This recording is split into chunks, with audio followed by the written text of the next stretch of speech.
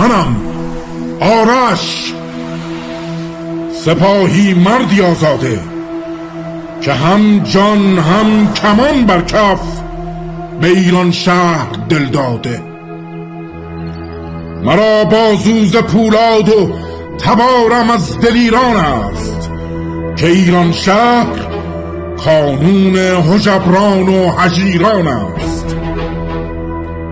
شنیدستم که آهرمن به چشمان پلید و پرزازش وعده ها داده، خیال خام بنموده، ز خاک پاک ایران شهر خان گسترده، خود را وعده ها داده. چو آهرمن بخواهد سرزمینم را به چنگ آرد و یا لشکر پی لشکر به سوی من به جنگ آرد، هراسی نیست در قلبم که اخگر بر کمان دارم، که قلب شیر و عشق موتنم در سینه و در جان و سر دارم. مرا بغضیست در سینه ز دیو خصم پرکینه، که نامش غیرت است و همت است و خشم دیرینه. در این میدان بر این آوردگاه عزت و ایمان، ز بغضم تیر می سازم خدنگی و پری از آتش عشق وطن بر آن بیاویزم. تمام جان خود در پنجه و در چله افشانم، نفس در سینه زندانی و بغضم را رها سازم.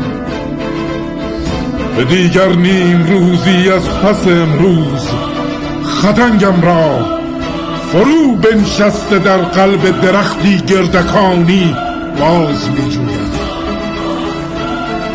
و از این پس سرحد پرتاب تیرم را مرز ایران شهر می گویم. یزدان پاک،